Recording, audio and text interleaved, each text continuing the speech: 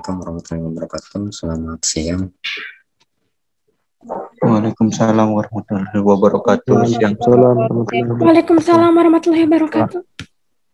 Oke, hari ini masuk pertemuan ke-9 ya, tentang pemodelan objek dengan Unified Modeling Language ya, atau biasa kita singkat dengan UML ya. Jadi yang pertama, nanti minggu depannya ya sama juga judulnya ya, sesi yang kedua ya. Cuma nanti hari ini kita membahas kelas diagram. Nanti yang berikutnya ya, selain kelas diagram ya. Oke, langsung saja kita mulai. Oke, tools yang mendukung UML ya. Jadi saat ini banyak sekali tool pendesain ya. Jadi tool ini ya untuk mendesain, untuk menggambar gitu ya, membantu kita dalam menggambar yang mendukung UML ya. Jadi baik itu ada yang sifatnya komersil atau berbayar gitu ya, atau open source. Jadi yang gratisan. Ya selama ini yang ya banyak itu ya yang saya cari, yang kalau kalian sudah cari ya kan sudah mengerjakan ini ya, use case diagram mungkin sudah dapat itu ya software UML-nya. Star UML itu kan ya open source ya, jadi gratis, bisa digunakan macam-macam ya. Jadi kayak gini ada Rational Rose. Kalau Rational Rose ini dia berbayar itu ya. Dan aplikasinya sudah sejak lama ada gitu ya, Rational Rose. Kalau mungkin sudah nggak ada update terbaru ya kalau Rational Rose, kayaknya saya nggak mencari ya. Saya coba itu Star UML ya, Star UML, nanti bisa coba. Atau yang lain bisa juga ya, nggak masalah kayak yang aplikasi yang berbeda ya. Visio bisa juga, Visio ya. Jadi selain yang ada di slide ini ada Together, ada Object Domain, ada JVision, Object Trinte, Magic Draw, Visual Object Modeler ya. Jadi bisa digunakan itu ya untuk UML. Kemudian di Visio ada juga gitu ya, Visio ada juga di apa lagi ya, NetBeans pernah juga ya, NetBeans nggak salah ada ya. Cuma installnya kalau NetBeans kan agak besar filenya ya. Kalau Star UML ini ya cuma 146 mega gitu ya. Kalau NetBeans ini bisa sampai, nggak tahu nih, versi terbaru bisa gigaan gitu ya. Saya nggak pakai NetBeans gitu ya. Ya sesuai dengan apa ya, kalian suka yang mana ya, terserah lah gitu ya, nggak masalah, yang penting bisa menggambar ini ya, diagram UML-nya ya. Selain ini banyak juga ya, nanti silahkan cari di Google. Yang belum dapat softwarenya ya tulis saja software UML, nanti banyak tertampil gitu ya, aplikasi-aplikasi yang bisa di-download gitu ya.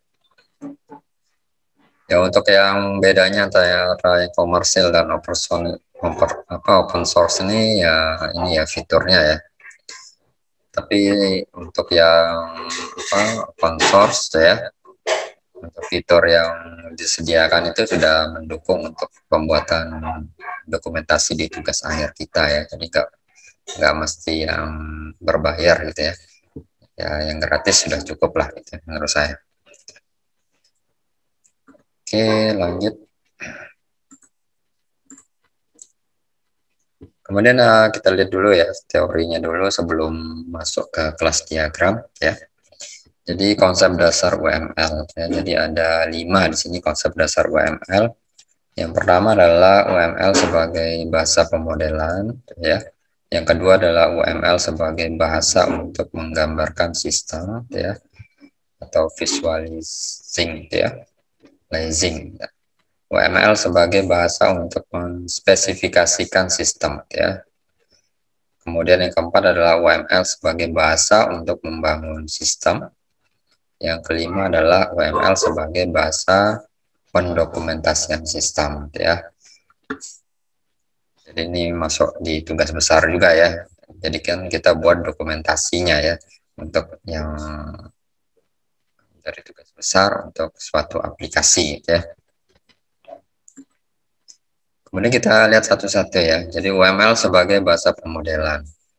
UML di sini merupakan bahasa pemodelan ya yang memiliki pembendaraan kata dan cara untuk merepresentasikan itu secara fokus pada konseptual ya dan fisik dari suatu sistem ya. Jadi seperti sudah kita pelajari di pertemuan sebelum UTS itu kan ada sifatnya yang konseptual dan fisik gitu ya. Jadi konseptualnya ya masih berupa konsep gitu ya.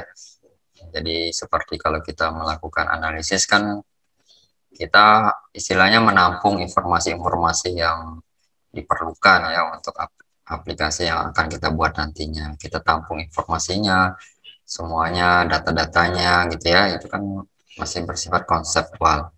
Fisik ini ya sudah kita gambarkan gitu ya ke dalam ya bentuk diagram gitu ya, jadi terlihat gitu ya, jadi terlihat secara fisik ya berupa gambar gitu ya. Jadi awalnya masih berupa konsep ya biasanya di tahap analisis ya, kemudian di tahap desain itu ya berupa fisiknya ya, konsep fisiknya.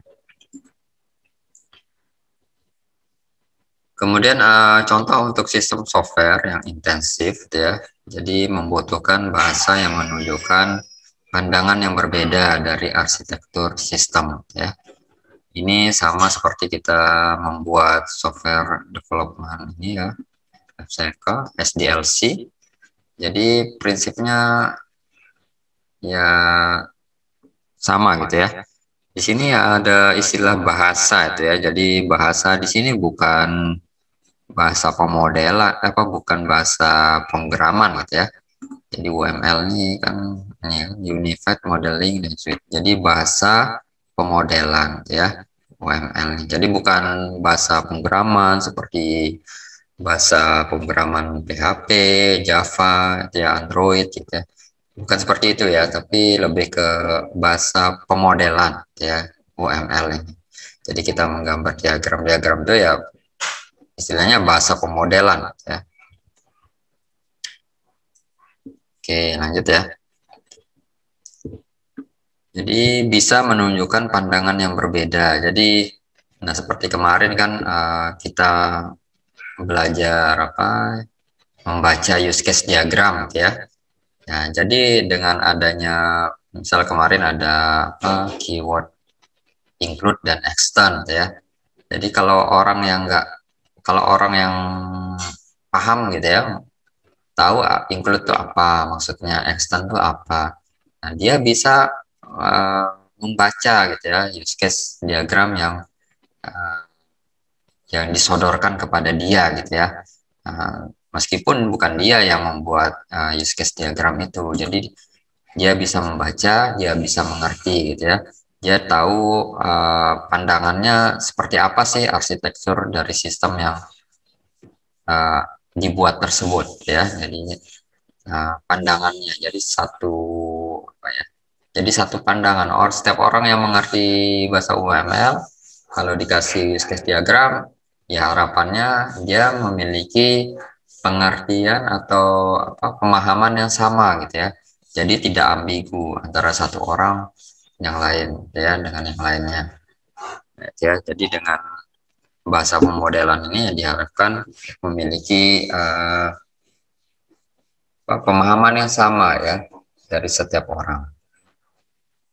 Ya berbeda dengan halnya kalau orang yang tidak mengerti UML ya mungkin ya pasti banyak ini ya banyak pendapat gitu ya.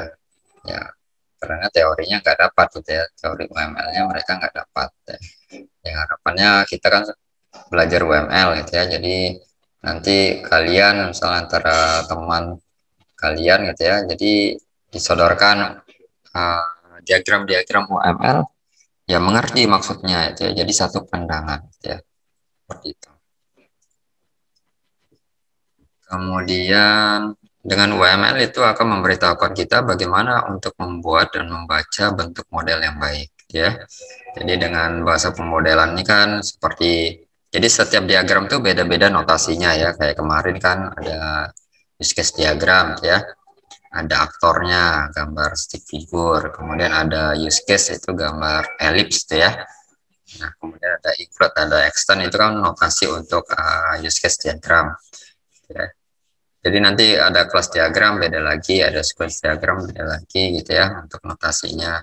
Kemarin juga activity diagram ya, ya notasinya mirip-mirip seperti flowchart gitu ya. Ada decision, ada apa penggabungan, ada join gitu ya, ada percabangan, ada fork gitu ya, seperti itu. Jadi dengan notasi yang sudah ditentukan oleh UML ya, jadi harapannya setiap orang yang membuat diagram itu ya disesuaikan dengan penggunaannya ya, penggunaan notasinya yang sesuai, sehingga orang kedepannya nanti ada orang lain yang ingin membaca, oh kalau notasi seperti ini bacanya seperti ini ya, misalnya notasi tadi include, extend, oh harus bacanya seperti ini gitu ya, jadi mengerti gitu. Tetapi UML itu tidak dapat memberitahukan model apa yang akan dibangun gitu ya. Nah, karena masih apa ya, masih UML ini kan tidak sedetail gitu ya, tidak detail gitu ya. Ya, untuk detailnya itu kan ya kita harus lihat codingannya ya di tahap implementasi seperti apa sih codingannya. Nah, itu supaya tahu gimana aplikasi yang ingin dibangun, yang dibuat gitu ya. Tapi dengan UML itu membantu gitu ya pekerjaan kita untuk mengarahkan ya sesuai dengan ini ya, garis besar tujuan pembuatan aplikasinya. Kemudian dan kapan akan membangun model tersebut ya, itu kan nggak ditentukan oleh UML. Nah, kalau kapan akan membangun model tersebut ya kan tergantung sumber daya manusianya gitu ya. Jadi semakin banyak misalnya di tahap analisis semakin banyak anggotanya, timnya ya semakin cepat ya pastinya ya. Ya semakin, kemudian di tahap desain nanti ada yang semakin banyak orang timnya, misalnya ada bagi-bagi tugas, misalnya ada yang menggambar use case diagram, ada yang menggambar kelas diagram ya, ada yang menggambar activity diagram. Nah, kalau semakin banyak kan ya semakin cepat gitu ya. Jadi kapan itu yang nggak bisa kita lihat di diagram UML ya. Apalagi kalau nanti minggu depan gitu ya, kita belajar sequence diagram, itu kan dia berurut gitu ya. Nah, kita nggak tahu kapan urut metode gitu ya akan dikerjakan. Nah, dia akan aktif kalau ada trigger dari metode yang lain. Nah, trigger dari metode lain ini kan ya tergantung kapan menggunakan aplikasinya gitu ya, siapa yang menggunakan aplikasi. Kalau nggak pernah digunakan, berarti kan nggak ada yang trigger gitu ya. Misalnya ada metode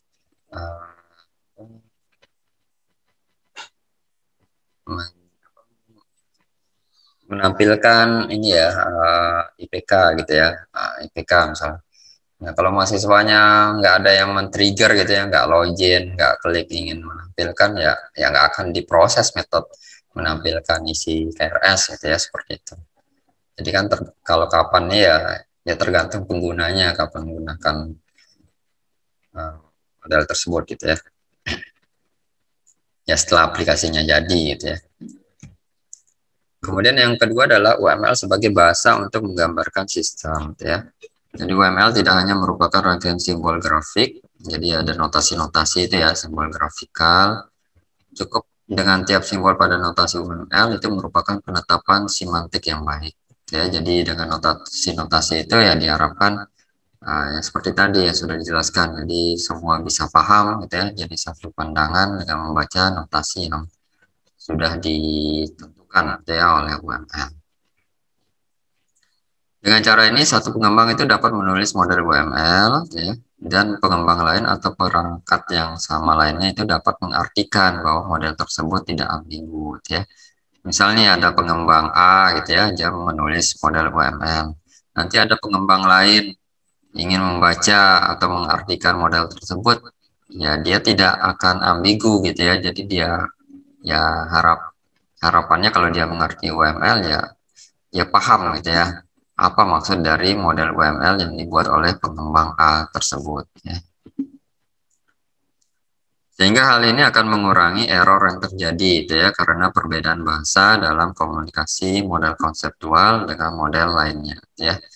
Jadi nanti ya seperti untuk yang ini juga ya, di kalau ML kan di tahap desain gitu ya, nanti di implementasinya ya programmer itu harus paham juga gitu ya, notasi-notasi UML ya, sehingga dia mengerti gitu ya bagaimana nanti pembuatan codingannya yang sesuai dengan diagram UML.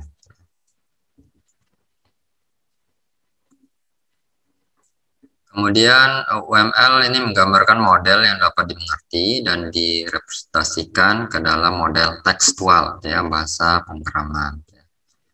Jadi bisa juga itu ya, kayak tadi ada NetBeans gitu ya. NetBeans itu pernah saya coba dulu gitu ya, cuma ada plugins-nya gitu ya. Ya add-on atau plugins gitu ya, yang harus ditambahkan, nggak bawaan dari NetBeans-nya gitu ya. Jadi bisa kita apa ya istilah di generate gitu ya. Jadi kita menyajikan di NetBeans itu diagram UML gitu ya. Nanti di generate jadi struktur bahasa pemrograman, tapi bukan isinya ya, struktur.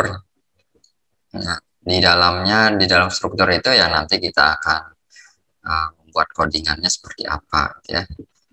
Jadi nggak langsung NetBeans-nya mengerti gitu ya, alurnya enggak gitu ya, tapi dia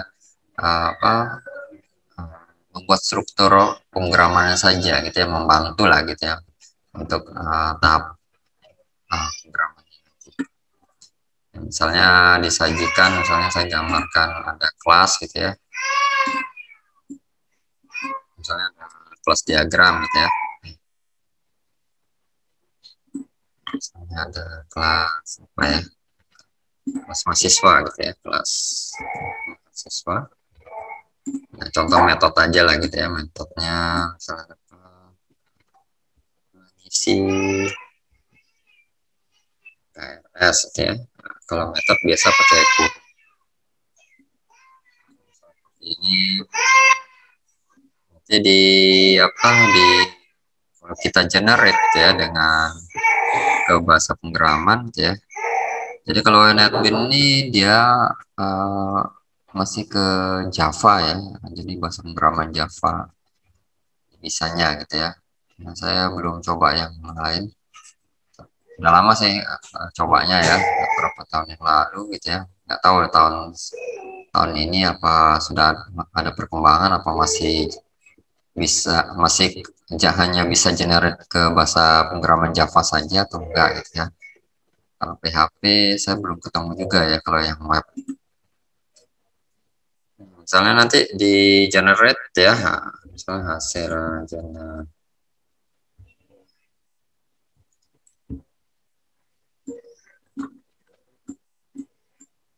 Misalnya seperti ini, misalnya nanti dibuatkan kelas, misalnya kelas mahasiswa gitu ya.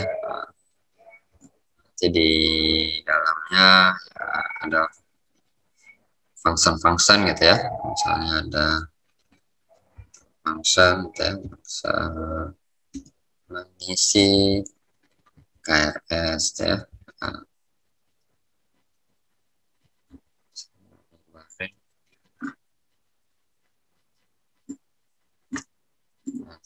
Ini nanti di sini ya, silakan isi kode ya. Nah, hanya apa ya, strukturnya aja seperti ini ya. Kalau kita generate, yang pernah saya coba ya, tapi nggak tahu sekarang. Nanti silakan dicoba sendiri ya. Ini sudah berapa tahun yang lalu sih saya coba gitu ya.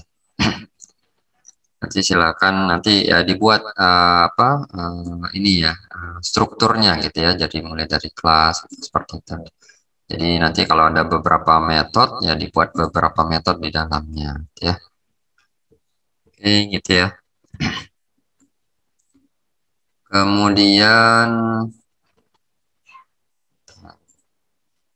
contoh kita dapat menduga satu model dari sistem yang berbasis web, tetapi tidak secara langsung dipegang dengan mempelajari kode dari sistem ya. Jadi kan UML ini kan masih di tahap desain, belum ke tahap codingannya gitu ya. Jadi ya kita bisa menduga gitu ya, kita bisa mengerti modelnya seperti apa gitu ya. Ya ini mau yang berbasis web, mau berbasis desktop gitu ya, atau mobile gitu ya. Harapannya bisa dimengerti.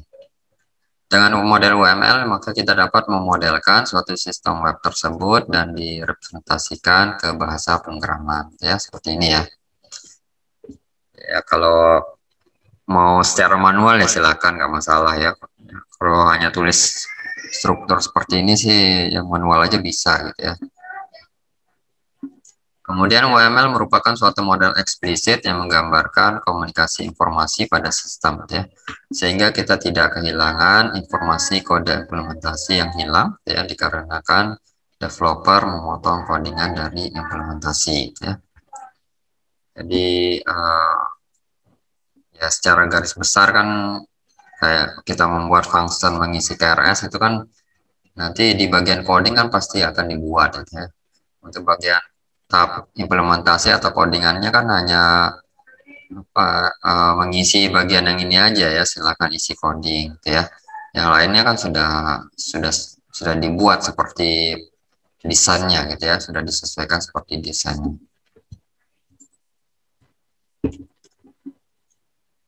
Kemudian UML sebagai bahasa untuk menspesifikasikan sistem ya. Jadi maksudnya membangun model yang sesuai, itu tidak ambigu dan lengkap ya.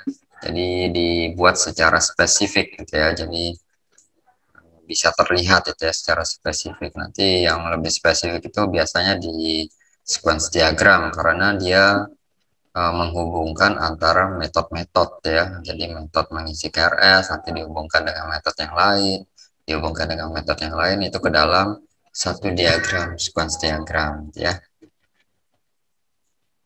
Kemudian pada faktanya UML ini menunjukkan semua spesifikasi keputusan analisis ya, desain dan implementasi yang penting yang harus dibuat pada saat pengembangan dan penyebaran ya, dari sistem software yang intensif ya. Jadi software intensif ini ya software yang dibuat yang bisa selalu dapat diperbaharui ya.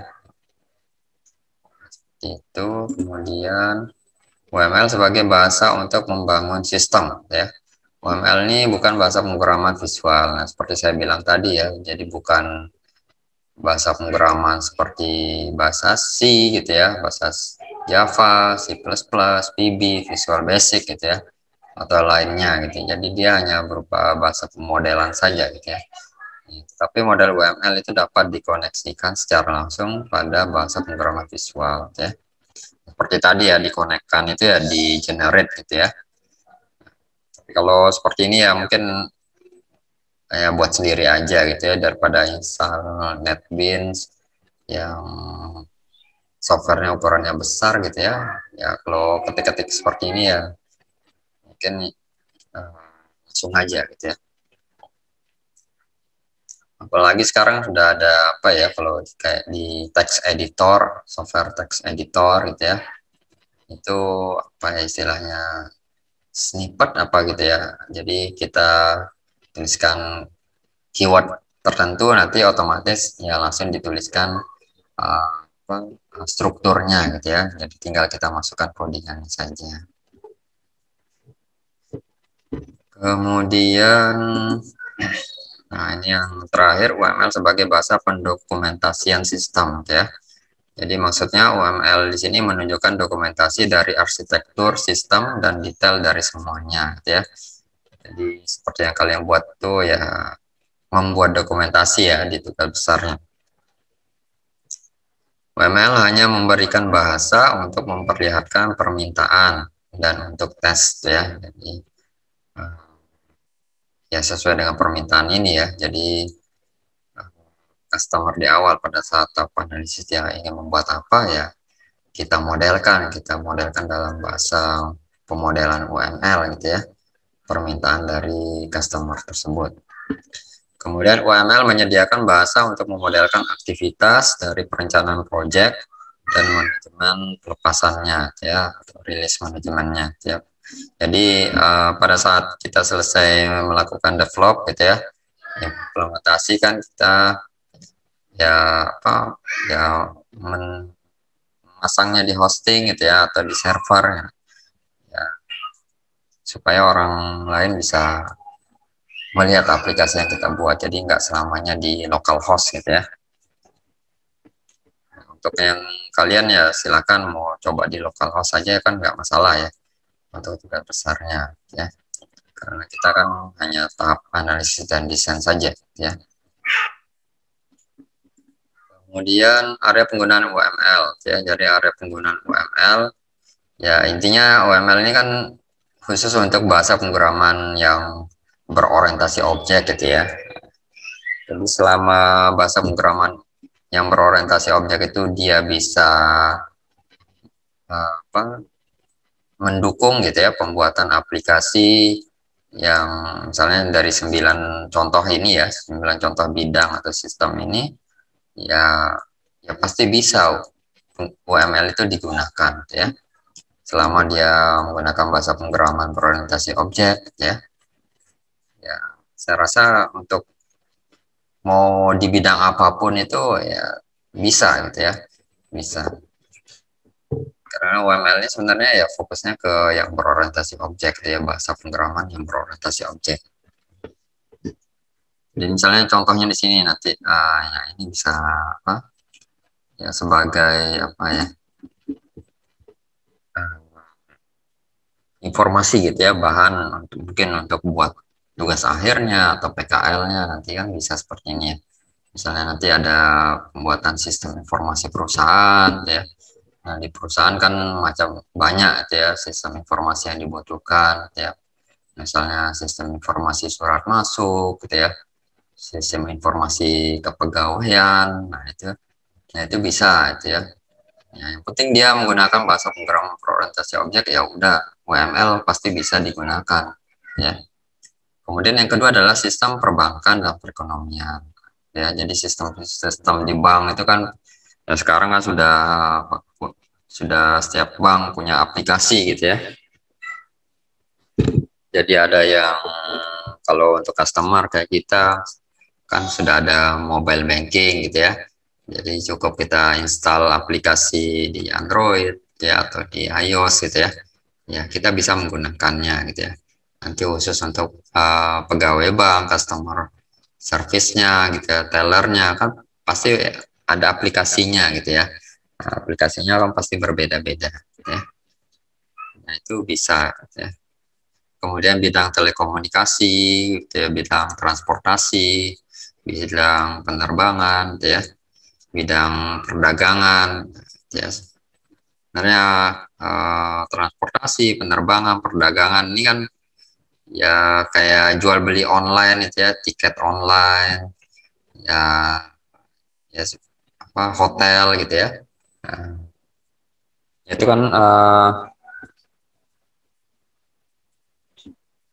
kan apa ya, berupa aplikasi gitu ya yang bisa kita terapkan di UML ya.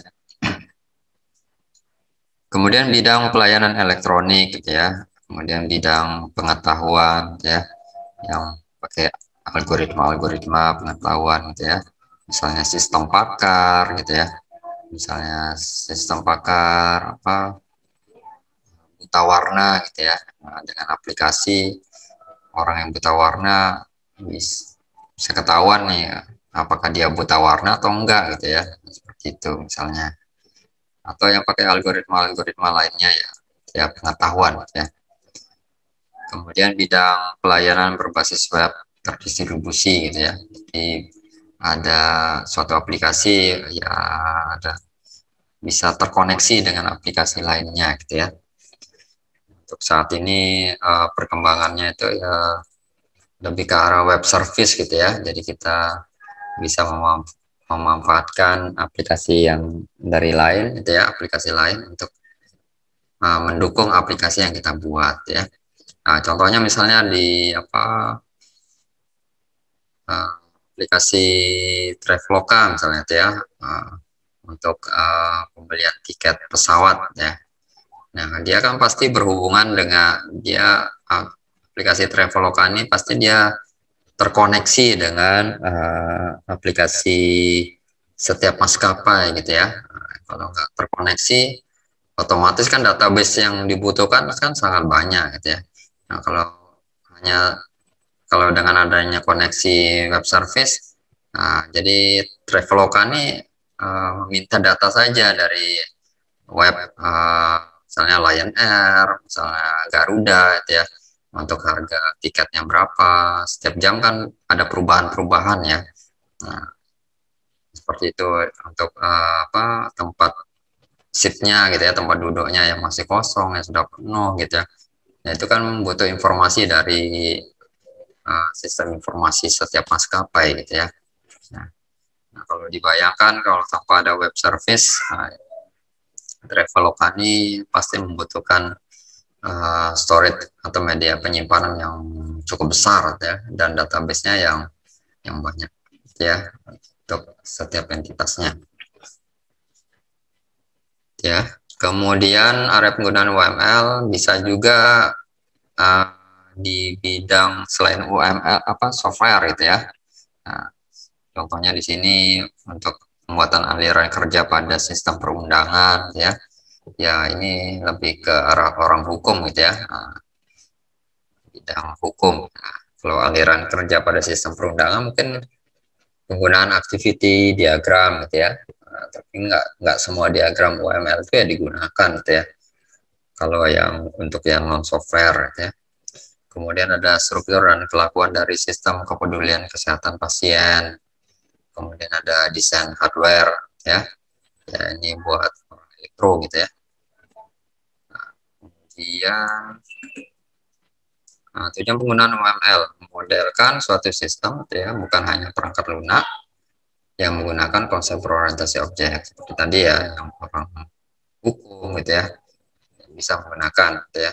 Tapi nggak semua diagram mungkin bisa diimplementasikan gitu ya. Kemudian menciptakan suatu bahasa pemodelan yang dapat digunakan baik oleh manusia maupun mesin gitu ya. Jadi kalau manusia kan dengan notasi yang ada, kalau gambar kelas ya harus ada 3 section seperti ini gitu ya. Jadi kan mengerti manusia gitu ya. Jadi section yang pertama itu berisi nama kelasnya, section yang kedua berisi nama atribut, section yang ketiga berisi nama metodenya apa saja gitu ya. Kalau mesin ya seperti generate ini ya. Jadi kita menuliskan di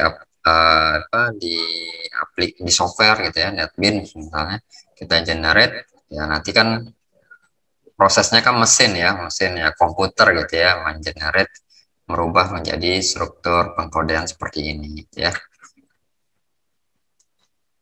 Ya, sekarang sudah ini juga ya untuk database juga itu bisa di generate ya, malah kita menampilkan IRD gitu ya, kita generate langsung keluar itu script SQL-nya gitu ya. Jadi nggak perlu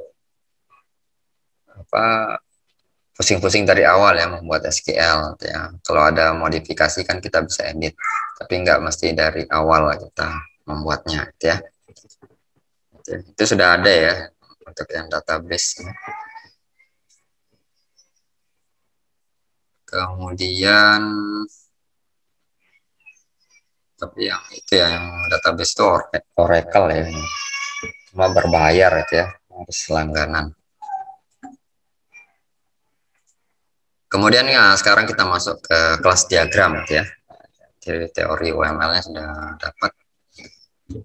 Di sini kelas diagram ini menggambarkan struktur statis dalam sistem gitu ya. Jadi kalau kelas diagram ya di dalam diagram itu banyak kelas. Nah, kalau yang hanya saya gambar seperti ini disebut satu kelas saja ya, kelas mahasiswa. Di sini kelas merepresentasikan sesuatu yang ditangani oleh sistem ya. Nah, jadi dia bisa mengisi KRS ya, sistemnya gitu. Nanti menambahkan biodata mahasiswa itu hal yang harus ditangani oleh sistem ya. Kemudian kelas dapat dihubungkan dengan lainnya. Jadi kelas ini bisa dihubungkan dengan kelas lainnya itu ya, melalui sejumlah cara. Yang pertama adalah associate ya, terhubung satu dengan yang lainnya. Jadi terhubung dengan satu kelas dengan kelas lainnya ya. Kemudian dependent ya, kebergantungan ya. Jadi satu kelas ini tergantung atau menggunakan kelas lainnya ya. Kemudian spesialis ya, satu kelas merupakan spesialisasi dari kelas lainnya. Jadi seperti generalisasi ya. Seperti generalisasi, jadi ada kelas induknya, nanti di bawahnya ada kelas anaknya. Seperti itu ya. Yang bisa kita gunakan untuk metode pewarisan ya. Kemudian ada package ya, atau paket ya. Jadi di sini package itu grup bersama sebagai suatu unit ya. Jadi di dalam satu package itu bisa terdapat beberapa kelas di dalamnya ya. Nah, jadi kita juga bisa sederhanakan, misalnya aplikasi yang kompleks gitu ya, yang sangat besar, yang terdiri dari banyak kelas di dalamnya, itu kita bisa kelompokkan ya. Misalnya package A, package B, package C gitu ya. Nanti di package A itu ada beberapa kelas yang saling berhubungan gitu ya dengan package A gitu ya. Nanti package B-nya kelas yang berbeda gitu ya. Nah, nanti ada relasinya gitu ya, seperti itu. Tapi untuk aplikasi yang nggak kompleks ya, mungkin package itu nggak perlu ya. Langsung aja dibuat hubungannya, relasinya antar kelas ya. Ya package ini ya fungsinya ya untuk ini aja sih, mempermudah kita dalam mengelompokkan gitu ya, mengelompokkan kira-kira kelas mana sih yang berkaitan erat gitu ya. Kemudian kelas memiliki 3 area pokok ya. Nanti ada nama, yang pertama nama. Jadi ada 3 area ini atau 3 section gitu ya. Nah, 3 section gitu ya.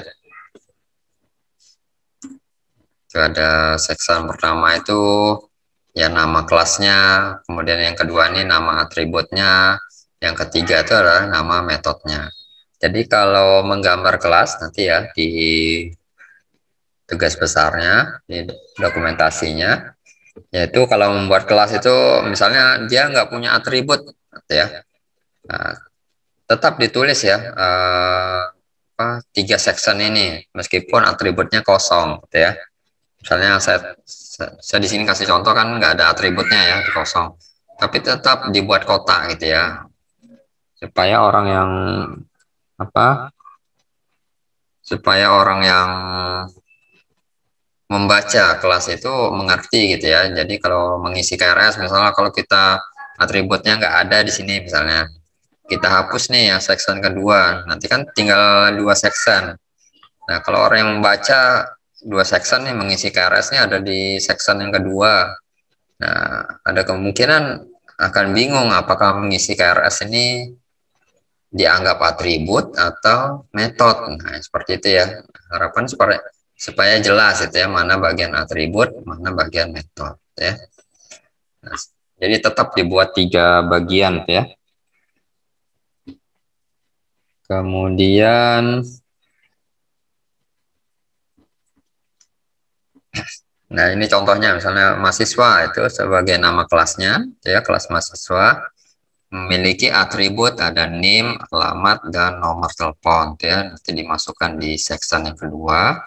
Untuk metodenya itu ada mendaftar kelas, membatalkan kelas, meminta transkrip nilai, gitu ya. Itu metodenya. Jadi dimasukkan di section ketiga metodenya. Ya, intinya pokoknya jangan dihilangkan gitu ya untuk sectionnya. Pokoknya kalau membuat menggambar kelas harus ada 3 section meskipun tidak ada isinya, ya.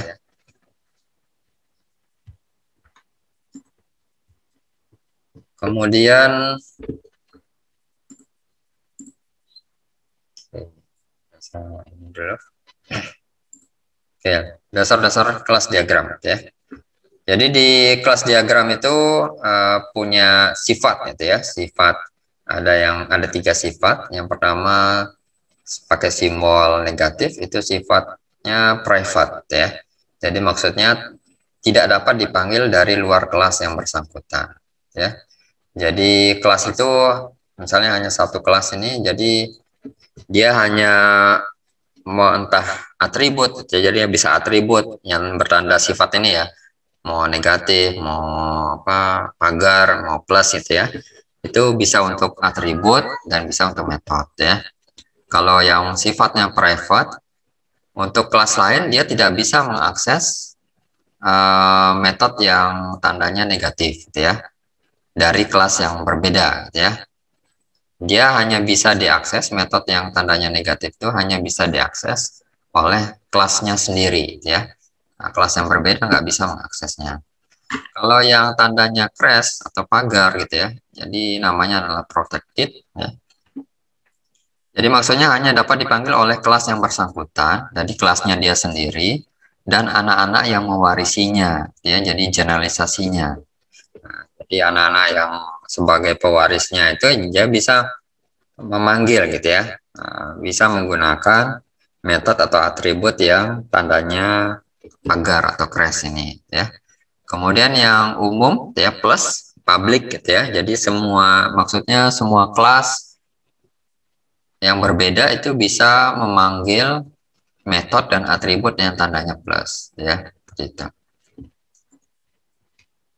Sini kita lihat contohnya. Nah, di sini ada plus, plus, plus gitu ya, ada crash. Nah, kalau yang private-nya negatif, nah email dan alamatnya hanya bisa diakses oleh kelas buku telepon ya. Tapi untuk kelas yang berbeda, dia tidak bisa mengakses email dan alamat. Nah, ya. Kalau yang positif, untuk kelas yang berbeda dia bisa mengaksesnya ya. Nah, seperti itu. Nanti bisa dilihat gitu ya di codingannya. Ini kan nanti ada public, ada private gitu ya di codingannya. Kalau public itu ya berarti plus gitu ya, nanti dibuat di kelas diagramnya ya. Kemudian ini dulu ya, ini sudah.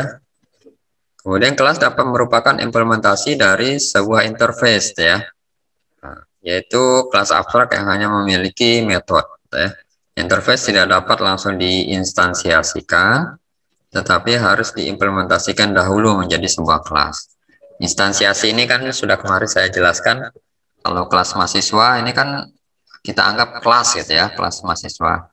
Nah, di dalamnya tuh, di dalam kelas itu kan ada mahasiswa, ada individu-individu, ada mahasiswa 1, mahasiswa 2, mahasiswa 3, dan seterusnya. Nah, mahasiswa 1, 2, dan 3 itu merupakan hasil instansiasi gitu ya. Dan hasil instansiasi ini punya nilai atribut dari setiap individu yang berbeda-beda ya. Jadi tergantung atributnya dari setiap kelas. Ya, jadi bisa juga kita membuat kelas itu, kita buat interface-nya dulu, antar mukanya, tampilannya seperti apa, misalnya halaman home-nya seperti apa, gitu ya. Nah, kira-kira dari halaman home itu butuh kelas apa saja yang ditampilkan di dalam home itu. Nah, bisa kita buat ya. Jadi dari antar muka atau interface itu bisa kita buat kelas-kelasnya, gitu ya. Atau bisa juga dari IRD, lihatnya dari IRD kita ubah ke dalam kelas gitu ya, bisa juga gitu ya. Kelas ini kan mirip seperti entitas gitu ya. Jadi nama entitas itu ya sama seperti nama kelas, kan bisa seperti itu. Kemudian ya, atau yang seperti teori yang pernah diajarkan ya sebelum UTS kemarin kan sudah diajarkan ya bagaimana membuat kelas atau objek gitu ya. Jadi bisa dari sistem, bisa dari mesin gitu ya, bisa dari SOP. Nah itu kan itu dasar pembuatan kelas gitu ya. Kemudian sesuai dengan perkembangan kelas model, kelas dapat dikelompokkan menjadi package ya, jadi paket-paket gitu ya. Kita juga dapat membuat diagram yang terdiri atas package ya. Tapi khusus yang kompleks ya untuk package. Di sini kita lihat contohnya ya. Nah, contoh kelas kelas itu bukan kelas diagram. Kalau kelas diagram tuh ya sudah ada relasinya, kelasnya lebih dari satu gitu ya. Di sini bisa ditulis seperti ini ya nanti di tugasnya. Jadi hari ini untuk nanti bisa dicek ya. Nanti saya di Beraja sudah saya masukkan untuk progres tugas besar yang kedua. Kalau yang kemarin kan membuat use case diagram sama activity diagram ya. Ya pertemuan ini minggu ini untuk buat kelas diagramnya ya. Nanti progresnya saya minta 2 minggu ke depan gitu ya.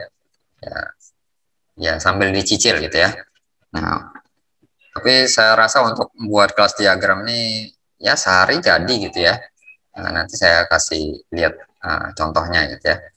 Nanti saya kasih lihat contoh gitu ya, nanti di terakhir lah gitu ya, kita habiskan dulu teorinya.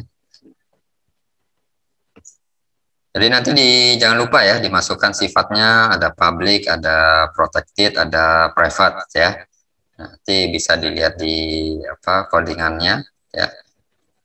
Kalau dia pakai public ya plus, kalau protected ya pagar gitu ya, private ya negatif gitu ya, min gitu ya. Kemudian diikuti dengan nama atributnya ya. Kalau di bagian section kedua nama atributnya ID, nomor telepon, nomor fax.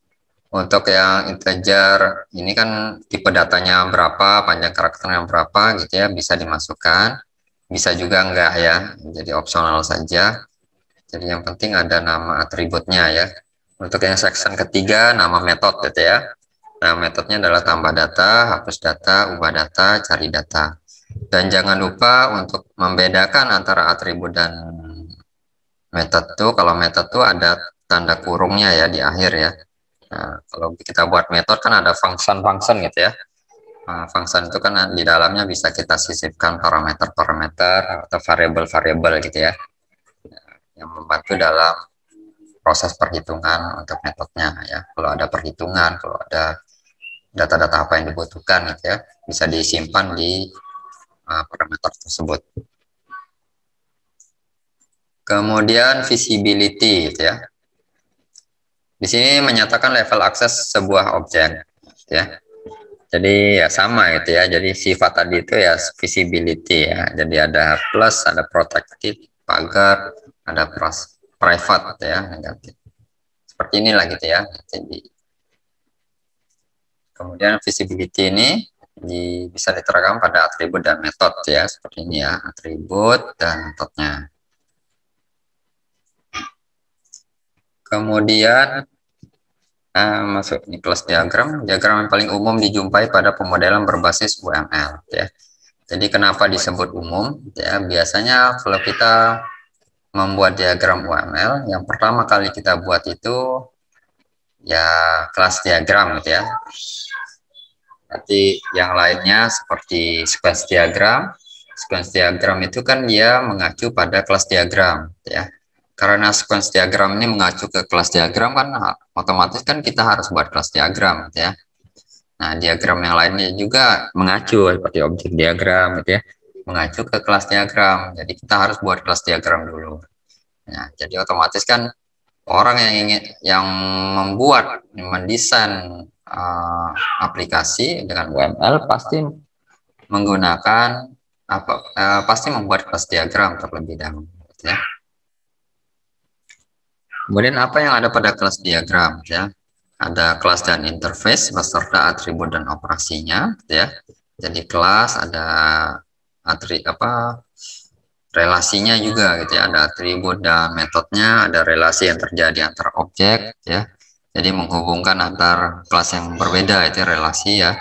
Ada constraint-nya terhadap objek-objek yang saling berhubungan, ada batasannya ya. Nah, nanti kita lihat constraint-nya seperti apa. Nanti ada sifatnya agregasi gitu ya. Kemudian ini ada inheritance atau pewarisan untuk organisasi kelas yang lebih baik. Ya, jadi kalau dimungkinkan dibuat pewarisan di kelas diagram itu lebih baik gitu ya.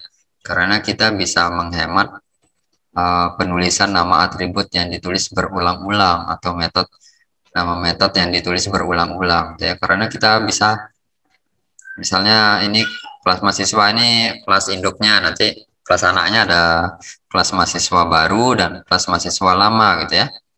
Nah atributnya name, nama gitu ya. Nah itu kan misalnya kan milik ini ya kelas mahasiswa, kelas induknya. Jadi atribut name, nama itu bisa kita wariskan di kelas anaknya. Jadi nggak perlu kita tulis lagi name dan nama di kelas anak-anaknya, di kelas mahasiswa baru dan mahasiswa lama. Ya, jadi nggak perlu ditulis berulang-ulang gitu ya. Nanti ya siapa tahu bingung gitu ya. Ini namanya sama, apakah isinya berbeda gitu ya. Ya seperti itu kan. Ya menghindari seperti itulah. Jadi pewarisan.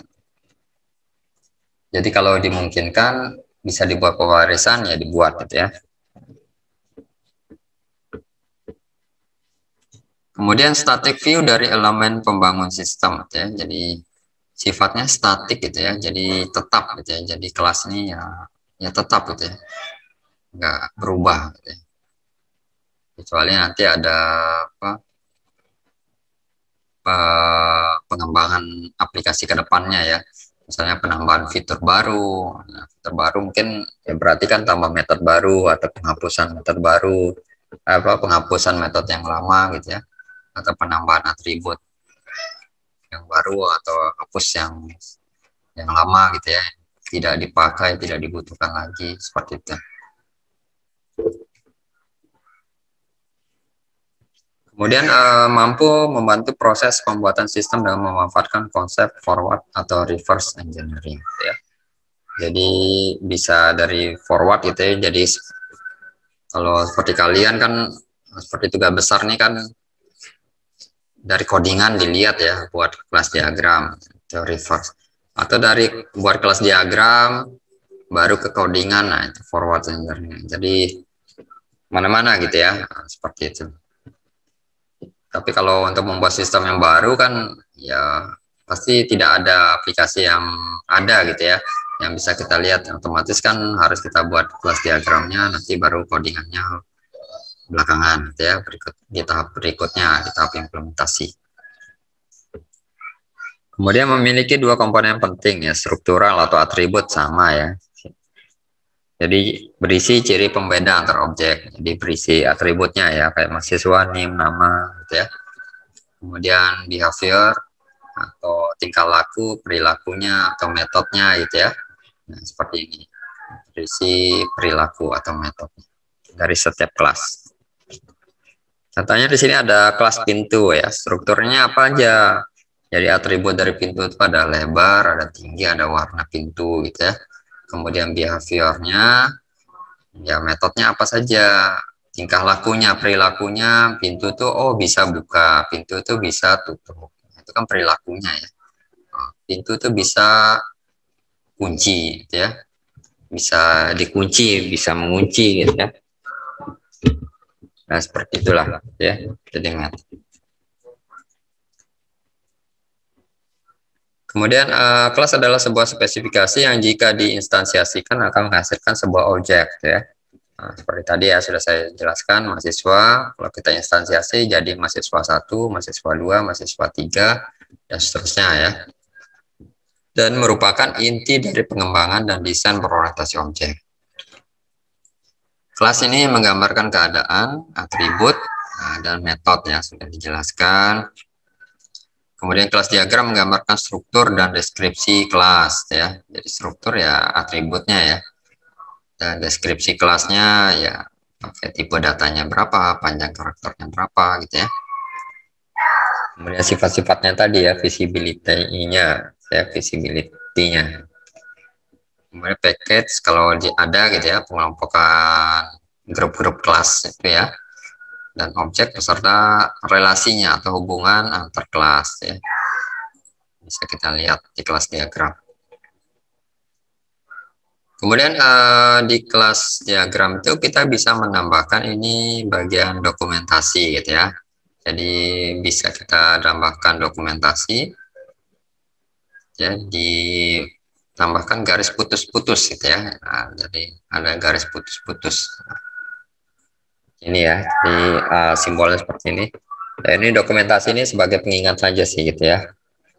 Oh, metode kuliah. Jadi ini ada kelas mahasiswa, ada atributnya, NIM, nama, alamat, umur, ada metode kuliah, metode cuti, metode KKP gitu ya. Nah, ini ada dokumentasi atau informasi untuk metode kuliah itu. Nah, seperti inilah kita tulis di bagian ini ya. Jadi misalnya di sini metode yang disediakan oleh program ya misalnya. Atau mau tulis informasi deskripsi yang lain ya silahkan gitu ya.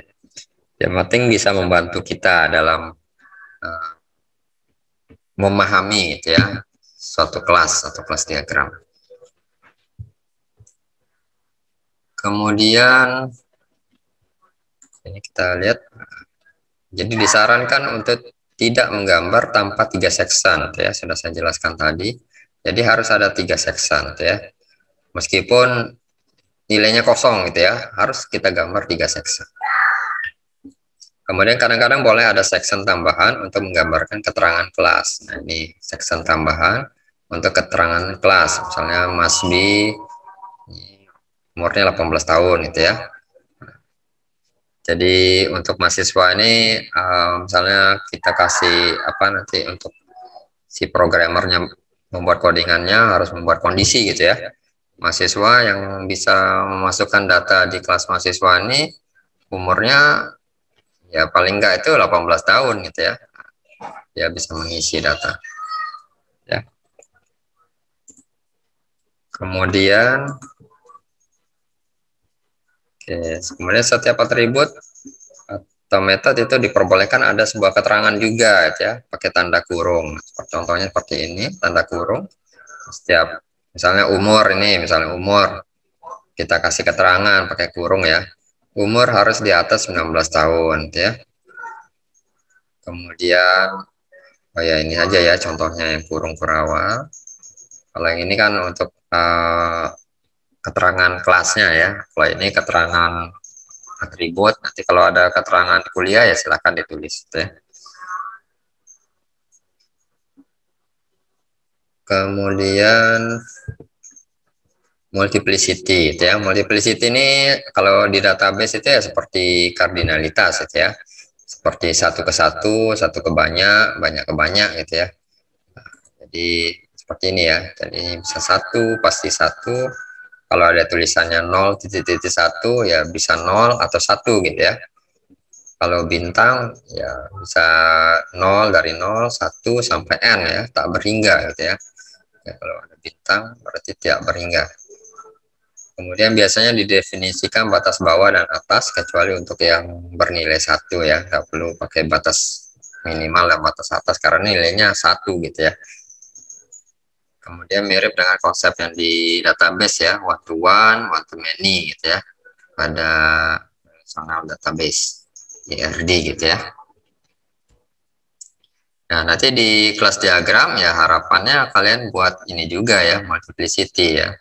Nah, supaya nanti programmer tahu gitu ya kira-kira nanti untuk datanya yang kira-kira pada tahap pengujian misalnya ada pengujian input data gitu ya. Nah, nanti kalau hanya dibolehkan satu mahasiswa mengambil satu mata kuliah di 1 semester ya bagaimana codingannya gitu ya. Atau satu mahasiswa boleh mengambil banyak mata kuliah di 1 semester ya bagaimana codingannya. Nah itu kan supaya programmer tahu gitu ya kira-kira data yang nanti akan disimpan di database itu seperti apa gitu ya. Nah, ini indikatornya ya. Nah, ini penulisannya gitu ya. Jadi ada labelnya. Label ini opsional aja ya. Jadi boleh opsional gitu ya. Jadi bisa berisi apa? Ya seperti di IRD ya, nama relasinya misalnya memiliki, misalnya terdiri dari gitu ya. Misalnya atau ada kelas A misalnya mahasiswa dan dosen gitu ya. Jadi mahasiswa memiliki dosen pembimbing gitu ya. Nah, misalnya kan memiliki, labelnya memiliki, atau yang lainnya misalnya mengajar, dosen dalam mata kuliah gitu ya. Gitu. Kemudian multiplicity A dan multiplicity B ditulis di sini ya untuk indikatornya itu. Kemudian apa roll A, roll B gitu ya. Bisa juga dimasukkan gitu ya. Kemudian dulu ini ya. Kemudian ini ya, operasi atau metode. Nah, penulisannya seperti ini ya. Sama lah seperti yang dijelaskan di awal tadi, ada sifat ini ya, visibility ya. Apakah dia public, apa protective gitu ya, atau private ya. Itu dimasukkan, jangan lupa kurungnya juga ya. Kurungnya. Kemudian generalisasi ya. Jadi apa pewarisan gitu ya. Sebuah teknik di mana atribut dan behavior atau metodenya yang umum pada beberapa tipe kelas objek ya dikelompokkan atau dibuat abstraksi gitu ya. Nah, kemarin kan ada istilah abstraksi gitu ya, ada inheritance, ada apa jadi lupa saya, jadi pembukusan gitu ya, abstraksi gitu ya. Apa istilahnya satu lagi, ada inheritance, jadi lupa ya, nanti baca lagi ya. Nah, ini untuk yang perkapsulan ya, abstraksi ya. Jadi satu kelas ini kita kita kelompokkan gitu ya, menjadi satu kapsul gitu ya. Nah, itu abstraksi atau pengkapsulan. Kemudian contoh generalisasi seperti ini ya. Jadi subkelas mewarisi fitur dari superkelasnya. Nah, di sini yang termasuk yang menjadi generalisasi itu ini ya, person ya. Person itu punya nama, phone number, dan email address ya. Metodenya adalah ini ya, parking pass ya. Studentnya punya atribut ini. Student dan profesor ini anak kelas dari person ya. Atau istilahnya di sini adalah sub kelas ya.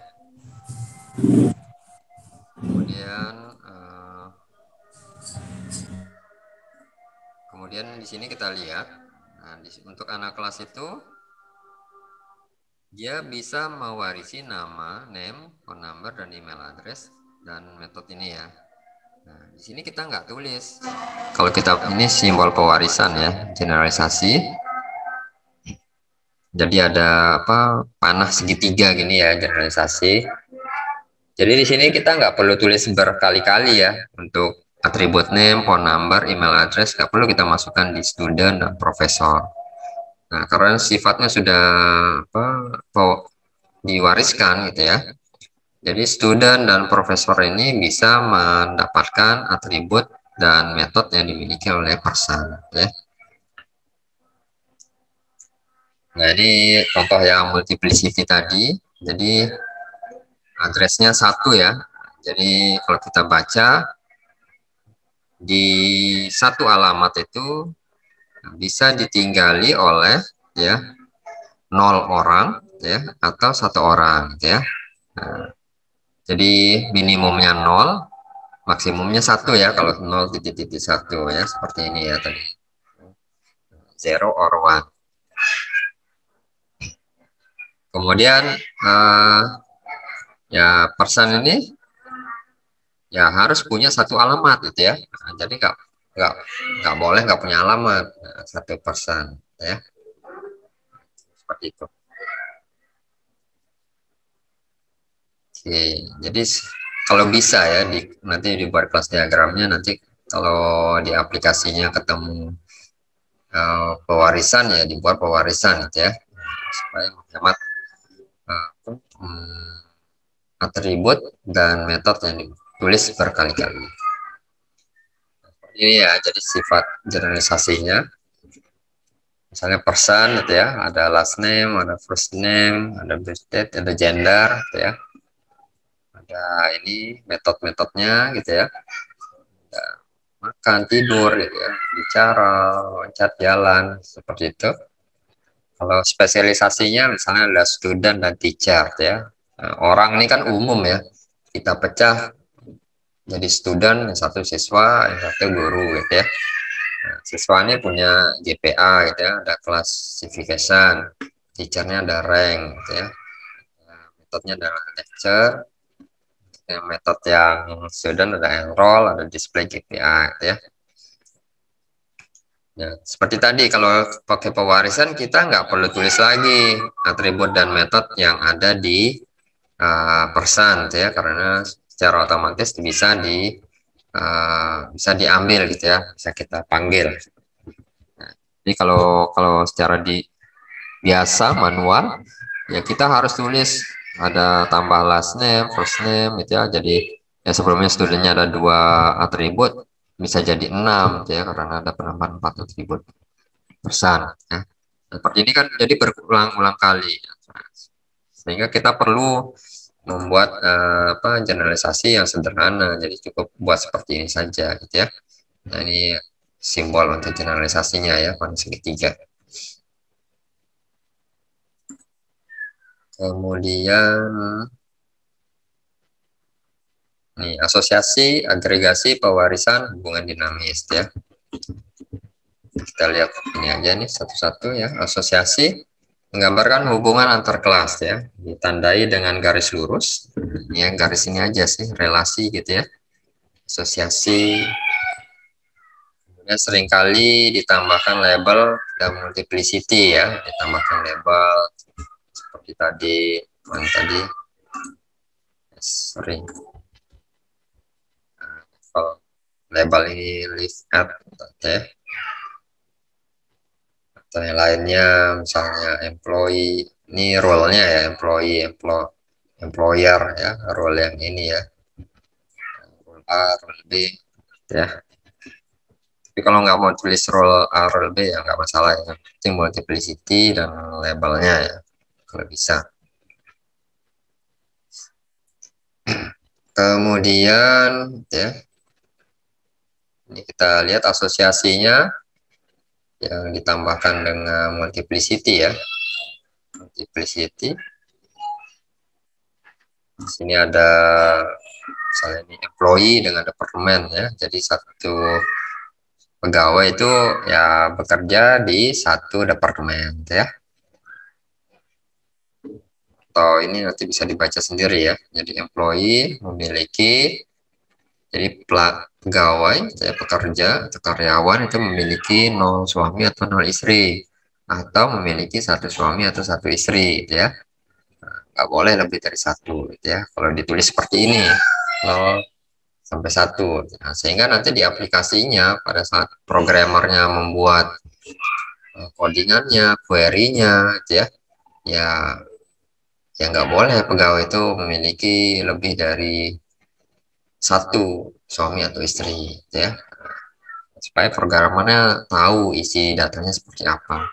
Nanti kalau ada duplikat, ada yang mengisi kembali dengan menambahkan data ya, misalnya yang satu misalnya pegawai laki-laki ya, menambahkan istri pertama gitu ya, masuk, nanti diinputkan lagi, dia inputkan lagi untuk nama istri kedua, ya dibatasi oleh sistemnya, tidak akan tersimpan gitu ya, karena di aturannya ya maksimal 1 gitu ya, gitu. Jadi ya itulah fungsinya kalau kita buat multiplicity ya, supaya nanti programmernya itu lebih mengerti kira-kira codingan seperti apa, query database-nya seperti apa, nanti ke depannya gitu ya. Nanti ini bisa dilihat sendiri ya, contoh-contohnya untuk multiplicity. Kemudian agregasi gitu ya. Agregasi di sini sebuah hubungan di mana satu kelas atau wall gitu ya.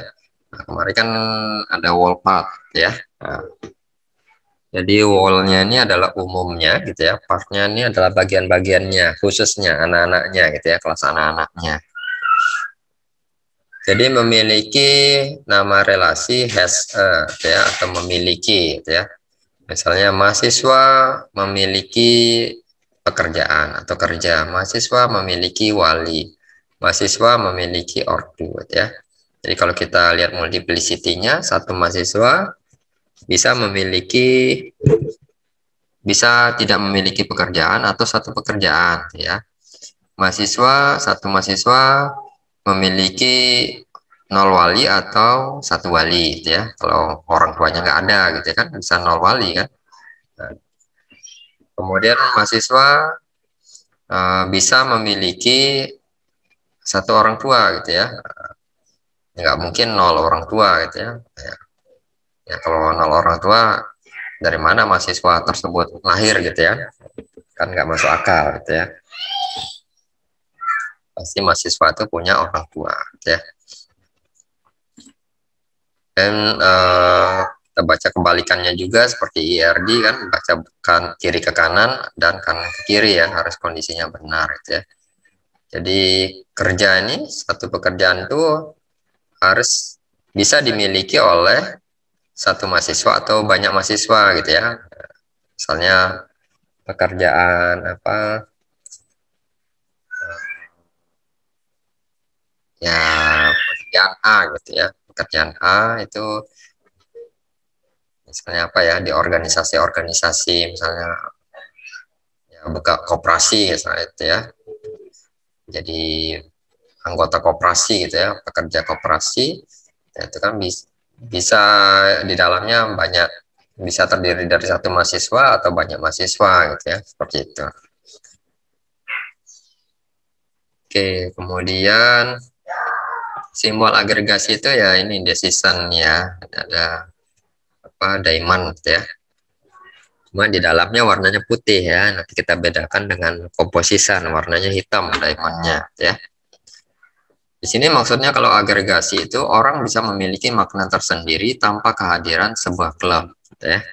Misalnya ada klub memiliki banyak anggota, jadi ada kelas klub dan kelas anggota ya. Nah, jadi dia bisa berdiri sendiri gitu ya. Jadi tanpa adanya orang itu atau anggota, klub itu bisa berdiri sendiri ya.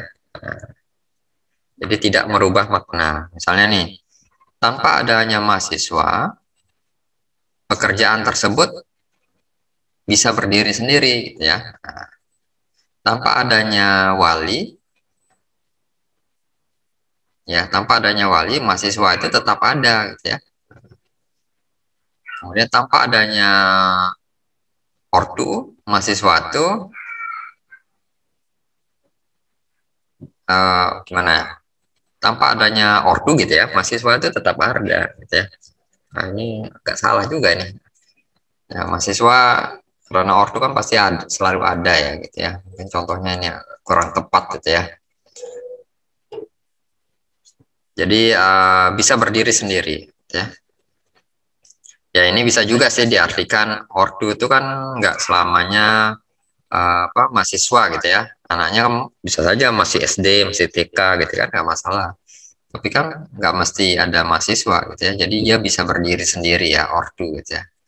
Tanpa adanya mahasiswa, ortu itu bisa berdiri sendiri gitu ya. Jadi tanpa ada relasi yang ini, mahasiswa, kerja, wali, dan ortu ini bisa berdiri sendiri ya. Kemudian berbeda halnya dengan ini masih agregasi ya. Agregasi. Kemudian kalau ini contohnya ada ruangan ya.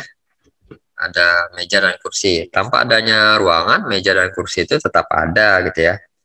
Ya nggak, meja dan kursi nggak mesti taruh di ruangan ya, di di teras gitu ya, kan bisa saja ya, nggak mesti di dalam ruangan disimpan meja dan kursi ya, di lobi gitu ya, seperti itu.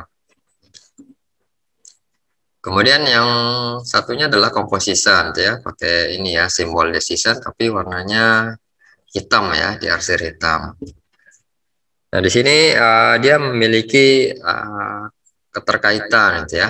Nah, misalnya di sini kampus memiliki fakultas atau kampus terdiri dari fakultas ya. Nama relasinya bisa has atau contains gitu ya.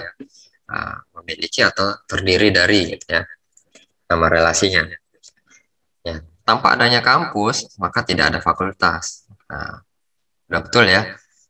Misalnya nggak ada kampus Universitas Mataram, ya nggak akan bakalan ada fakultas teknik, fakultas MIPA gitu ya di Unram. Ya karena Unramnya nggak ada gitu ya. Gitu. Nah ini contohnya ya, universitas, tanpa adanya universitas ya tidak ada fakultas ya. Kemudian di sini tanpa adanya mahasiswa, alamat nggak ada, atau nilai mata kuliah itu ya nggak ada kalau nama mahasiswanya nggak ada gitu ya. Ya nilai ujian misalnya itu akan ada kalau mahasiswanya ada ya. Nah, kalau mahasiswanya nggak ada ya nggak akan ada nilai ujian. Ya, itu ya pakai agregasi. Jadi ini bisa diterapkan di kelas diagram. Ini contohnya ya, contoh yang lain. Di sini ada contoh kelas diagram sederhana di sini ya. Di sini ada customer, ada order ya. Jadi ada multiplicity-nya, ada 1, dan kalau ordernya 0 sampai bintang ya. Bintang ini tak terbatas. Jadi satu customer itu bisa melakukan 0 order atau banyak order ya. Kalau bintang itu ya kita sebut banyak ya. 0 atau banyak order. Ya betul ya. Kalau customer yang nggak pesan di hari itu ya nggak ada orderan ya dari customer tersebut ya. Nah, garis ini kita sebut dengan asosiasi ya. Kemudian dari order ini diarahkan ke payment ya, pembayaran. Payment ini sifatnya adalah abstrak, kelas abstrak ya, karena dia tidak berwujud ya. Customer ini kan ya manusia berwujud gitu ya. Payment ya tidak berwujud, abstrak gitu ya. Kemudian payment ini bisa kita generalisasi gitu ya, misalnya pembayarannya secara kredit, secara cash, secara cek gitu ya. Nah, kredit itu ya butuh apa saja sih data yang untuk pakai kredit ya. Ada nomor kartu kreditnya gitu ya. Kemudian ada ya banyak gitu ya yang dibutuhkan untuk kalau bayar pakai kartu kredit ya. Nah, saya kemarin pernah coba bayar ini ya, lisensi Zoom pakai kartu kredit gitu ya. Ya banyak yang diminta, ada nomor kartu kreditnya gitu ya. Tanggal kadaluarsa kartu kredit gitu ya. Kemudian ada nama pemilik kartu kredit, alamat kartu kredit gitu ya. Ya alamat pemilik kartu kreditnya gitu ya, seperti itu. Kemudian ada kode apalagi ya, saya lupa juga. Ada banyak yang perlu diisi gitu ya untuk kartu kredit. Nah, nanti untuk disesuaikan ya. Jadi itu sebagai atributnya. Nanti metodenya ini ada authorize ya. Ini untuk validasinya gitu ya. Authorize.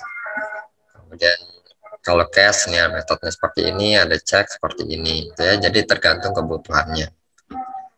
Kemudian selanjutnya dari order itu kalau sifat seperti ini kan agregasi ya. Ada diamond tapi nggak diarsir ya. Kalau diamond hitam itu composition ya. Jadi order itu di sini diagregasi ya dengan order detail ya. Nah, di sini kita lihat order detail. Ini ada atributnya quantity, ada type status ya, ada order metodenya ada kalkulator subtotal, kalkulator beratnya ya, berat paketnya berapa gitu ya. Kemudian di order item ini dihubungkan dengan item ya, item ada pengirimannya, berat pengirimannya, ada deskripsinya. Nah, kalau kalian pernah belanja online kan pasti ada ya item, nanti ada deskripsinya, ada fotonya, ada kondisinya, misalnya barang baru atau bekas gitu ya. Nah, kemudian spesifikasi lainnya ya itu ya sebagai atributnya. Ya, kemudian ya multiplicity-nya seperti ini ya. Jadi nah, kalau kita lihat ini, kalau kita hubungkan misalnya order ke item ini kan pasti many to many ya, order ke item ya. Nah, kalau order ke item itu many to many, kita bisa ini ya, kalau many to many kita ya seperti di ERD ya, jadi ada pembuatan entitas relasi baru gitu ya. Kalau di kelas diagram ada penambahan ya relasinya itu ya kelas baru ya, kelas order detail ya. Nanti ya, jadi kalau kita pecah itu misalnya kalau dia M ke M gitu ya, banyak ke banyak, kita bisa pecah 1 ke M gitu ya, dan M ke 1 gitu ya. Nah, itu logikanya. Jadi kalau order ke item ini kan banyak ke banyak ya. Kemudian kita pecah karena ada banyak ke banyak kan pasti akan terbentuk relasi. Nama relasinya adalah order detail ya. Jadi ini 1 M, 1 ke banyak ya. Ini banyak ke 1. Nanti ya kita pecah bisa seperti ini. Oke gitu ya. Kemudian untuk menggambar kelas diagram, di bagiannya ada istilah entity class ya, objek menyimpan seluruh data pada application, order, ada boundary class, simbolnya seperti ini. Kalau boundary ini lebih ke arah view-nya ya, tampilannya. Kalau entity class ini ya database-nya ya, datanya. Kalau control class-nya ya simbolnya seperti ini. Ada lingkaran, ada panahnya terbalik ya, searah jarum jam. Nah, kalau kita hubungkan dengan framework code igniter gitu ya. Nah, kan ada sifatnya MVC ya, MVC. Ada model, ada view, ada controller ya. Modelnya adalah ini ya, simbolnya berhubungan dengan ini. Kemudian view seperti ini simbolnya, kemudian class ada controllernya gitu ya.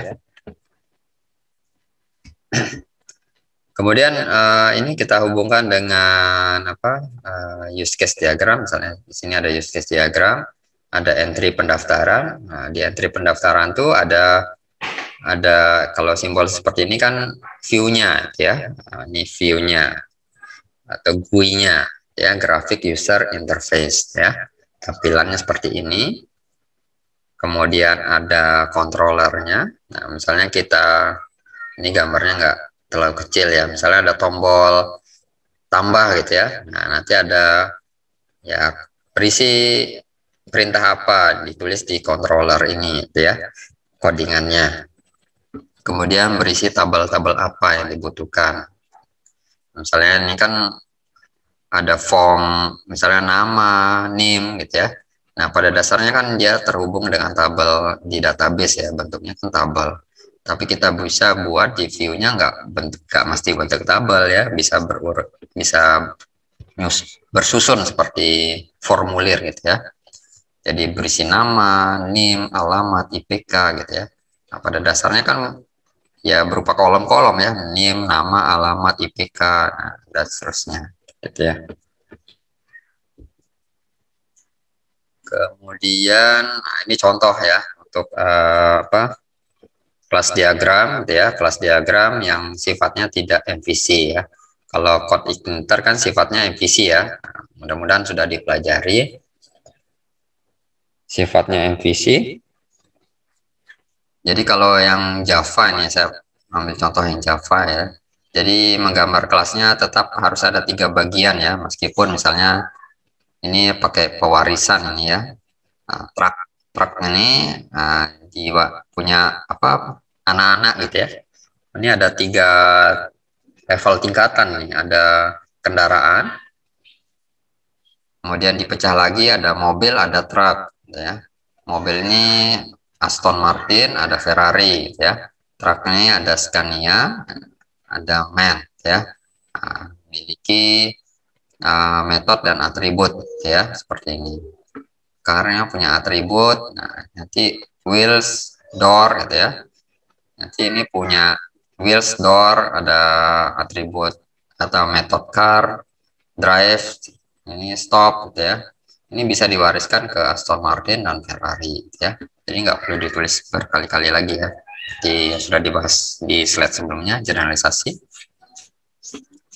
Intinya tetap dibuat 3 section ya, jangan sampai kurang. Pokoknya kayak gini seperti Scania nih nggak punya atribut, ya dikosongkan tapi dibuat 3 section gitu ya, supaya tahu ada Scania drive ini, oh ini adalah metode ya, seperti itu. Kemudian di contoh yang berbeda juga gitu ya. Ini ada generalisasinya juga, ada student, ada full time student, ada part time student gitu ya. Ada multiplicity-nya juga gitu ya. Ada program PhD, ada PhD thesis, ada PhD course gitu ya. Ini atribut-atributnya gitu ya. Nah, ini course-nya juga diambil ini ya sebagai super kelasnya, induk kelasnya, anak-anaknya PhD course, nah, ya bisa seperti ini juga. Ini untuk yang contoh yang ini ya, yang visi ya berbasis code igniter. Nah, nanti dibuatkan controller gitu ya. Nah, ada yang sudah lihat ini. Kalau di code igniter ada folder apa saja kira-kira? Ada yang tahu nggak? Sudah buka?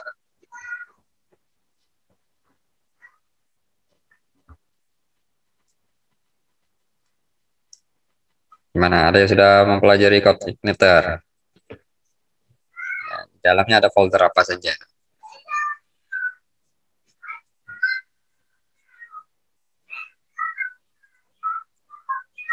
Ya, di dalamnya ada ini ya, ada apa? Folder apa ya, di dalam application ya, di application. Terus masuk ke dalam folder application itu ada controller, ada model, ada view ya, ada view. Ya. Nah, ini juga contohnya. Nah, harus digambar ya karena sifatnya MVC ya, jadi ada model, ada view, ada controller. Ini ada model, ada controller, ada view. Di yang controller itu nah, kelas-kelasnya itu di generalisasi ya. Nah, kalau kita dilihat di codingan apa code igniter itu kan kelas bla bla bla extend controller gitu ya. Nanti kelas bla bla bla extend model. Nah, extend itu kan sebagai keyword untuk apa generalisasi atau pewarisan gitu ya. Nah, seperti itu ya. Nah, ada view, jadi harus ada 3 bagian ini ya, controller, view, dan model ya, jadi digambarkan relasinya ya. Sebenarnya lebih bagus juga di ini ya, ditambahkan multiplicity gitu ya, kemudian ada labelnya, kemudian ada relasinya juga ya, kira-kira kelas yang dikontrolerin ini berhubungan dengan model yang mana gitu ya. Nah, itu sebaiknya dibuat juga relasinya. Oke, seperti ini ya contoh yang lainnya. Kemudian yang contohnya nanti bisa dilihat sendiri ya. Ada apa? Atribut dan metode ya. Pokoknya harus ada 3 bagian ya. Oke, ini contoh IR diagram. Nanti kalau nanti bisa dilihat sendiri ya. Jadi biar diagram nanti kan ya buatnya seperti ini ya. Ya, saya nggak menjelaskan lagi ya karena kita sudah belajar di database. Nanti silakan dicek entitasnya apa saja, atributnya apa saja gitu ya. Kemudian use case diagramnya nah, ini ya. Jadi mengelola anggota itu karena mengelola ini kita sebagai induknya. Nah, di dalamnya itu ya generalisasi ya. Kita pakai ini simbol segitiga ini. Nah, mengelola itu bisa melihat anggota, bisa mencari, bisa menghapus, bisa mengubah, bisa memasukkan anggota ya. Jadi mengelola ya. Mengelola peminjaman ya. Nah, sama juga melihat, mencari, menghapus, mengubah, memasukkan peminjaman. Ya, yang perlu diingat untuk menggambar use case itu tidak boleh ada nama yang sama ya. Jadi jangan tulis melihat saja. Nanti sini melihat juga nggak boleh seperti itu. Nah, sini dibedakan melihat anggota, oh punyanya mengelola anggota, melihat peminjaman, oh punyanya mengelola pinjaman, ya. Ya sama juga yang lainnya, ya. Kemudian di sini ada tambahan tugas perpustakaan itu bisa validasi ya. Nah, di dalam validasi ini ada use case login, ada use case logout, ada use case memeriksa status login ya. Nah, untuk mengelola di sini kan ada include ya. Nah, misalnya untuk mengelola petugas, nah kita harus tahap use case memeriksa status login ini harus sudah selesai dilakukan gitu ya. Nah, kita harus sudah login gitu ya maksudnya. Jadi nggak mungkin kita buka aplikasi kita langsung mengelola petugas gitu ya. Mengelola petugas ini misalnya mengubah data petugas. Nggak mungkin sebelum kita login gitu ya. Nah, jadi perlu ada include. Nah, jadi perlu ada include. Mengelola pustaka ada include-nya juga gitu ya. Kemudian mengelola pinjaman, mengelola anggota perlu login juga. Kemudian nah, di sini ada use case, bukan use case, ada aktor anggota atau pengunjung perpustakaan tuh dia hanya bisa mencari perpustakaan ya. Nah, misalnya kan mengelola perpustakaan ini kan dia bisa mencari, bisa melihat, bisa menghapus, bisa mengubah, bisa memasukkan ya. Nah, anggota ini dia hanya bisa mencari pustaka saja. Tapi anggota ini tidak bisa melihat pustaka, tidak bisa menghapus pustaka, tidak bisa mengubah pustaka, tidak bisa memasukkan pustaka ya. Seperti itu ya, membacanya ya. Nah, yang bisa memasukkan, mengubah pustaka, menghapus pustaka itu hanya aktor petugas perpustakaan. Untuk pengunjung itu hanya bisa mencari pustaka saja ya. Nah, seperti itulah. Jadi jangan membuat dua use case yang sama ya namanya. Gitu. Kemudian ini untuk kelas diagramnya ya.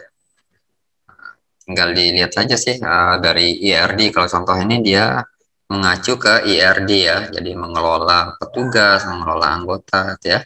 Jadi ini mengelola petugas, mengelola pustaka, peminjaman, anggota. Nah, di sini juga nama entitas-entitasnya gitu ya.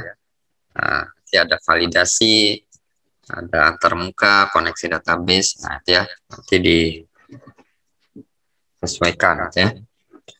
Tapi kalau untuk yang CI, nah, dia karena sifatnya framework, ya sudah otomatis itu ya. Ada settingan koneksi basis datanya. Jadi nggak perlu kita gambarkan koneksi basis data. Ini contoh yang untuk kayak Java itu perlu kita buat ya koneksi basis data gitu ya.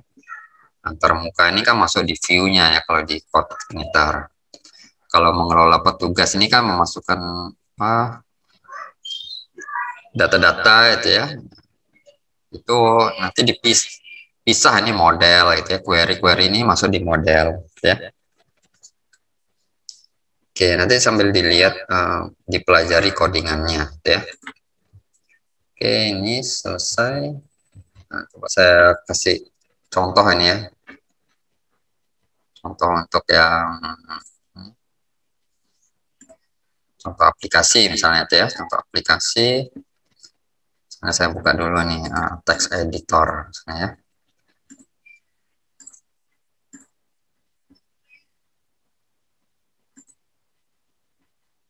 Oke, kita keluar dulu. Saya buka text editor ya.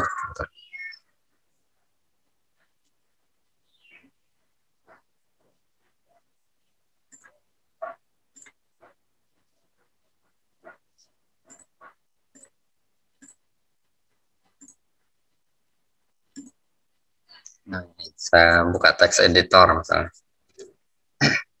Gimana kelihatan ya ini text editornya?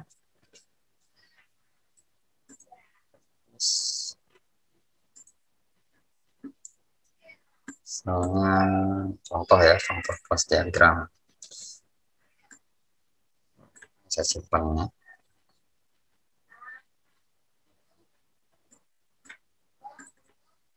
Misalnya ini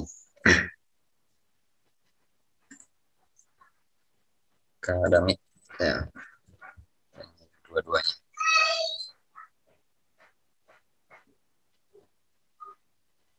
Nah, misalnya di sini ya, jadi akademik. Nah, misalnya aplikasi ini di aplikasi gitu ya.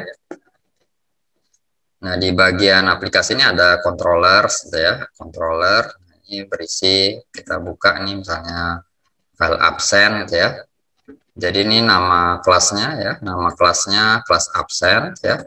Nah, dia extend, extend itu dia mau sebagai ini ya, anak kelas dari kelas CI controller ya. Sehingga kalau kita buat tadi ya di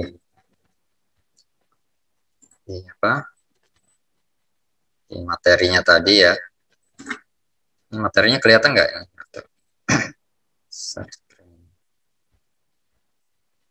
Ya, jadi ada controller, ada model, ada view gitu ya. Jadi harus tetap ada. Kemudian, nah ini function-functionnya ini ya. Ada function construct, ada function cetak absen gitu ya. Kemudian ada mana lagi function. Nah, ya, ini adalah metode-metodenya. Nanti dimasukkan di section ketiga gitu ya untuk membuat kelasnya. Gitu ya. Ini kan codingan ini ya urusan nanti di tahap implementasi ya, programmer ya. Nah, kita kan hanya di tahap desain ya. Nah, seperti itulah ya. Jadi misalnya di kelas absen ini, itu di kelas absen itu misalnya saya gambar misalnya.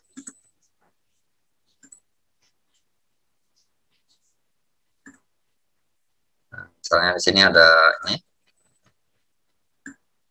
Nah, ini atributnya. Jadi ada kelas absen ya. Nah, nanti metodenya adalah ada apa ini, construct gitu ya, construct gitu ya. Nanti ada cetak absen ya. Kemudian ada apa lagi tadi?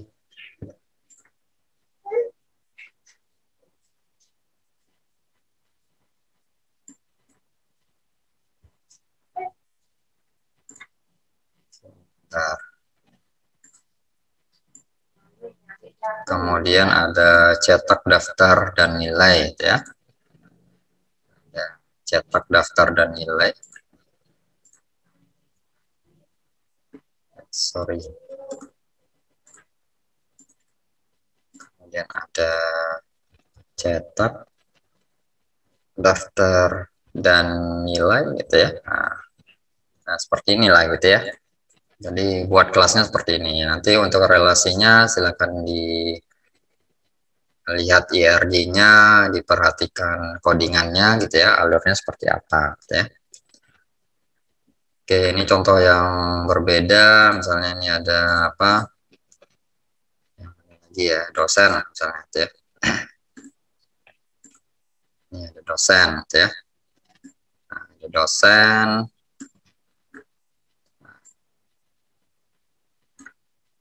dosen, kelas dosen, ya.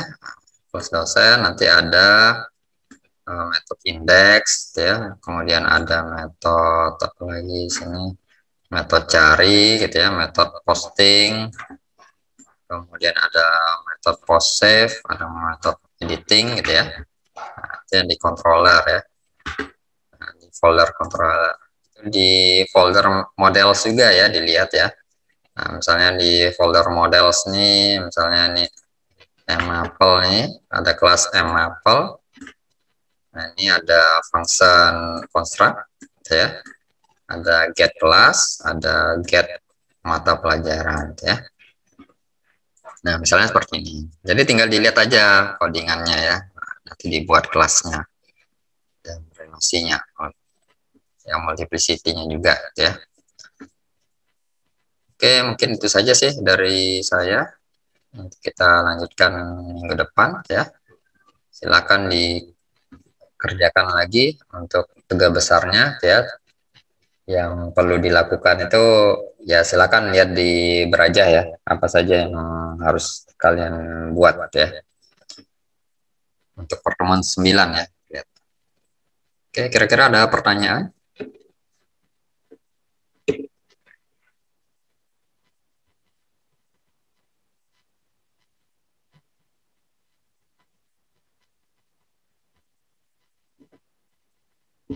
Gimana? Ada pertanyaan?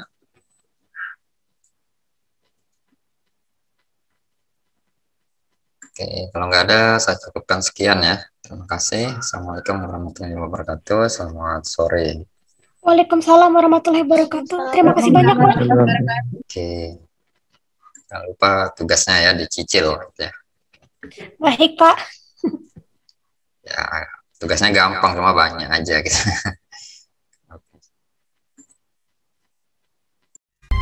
To change your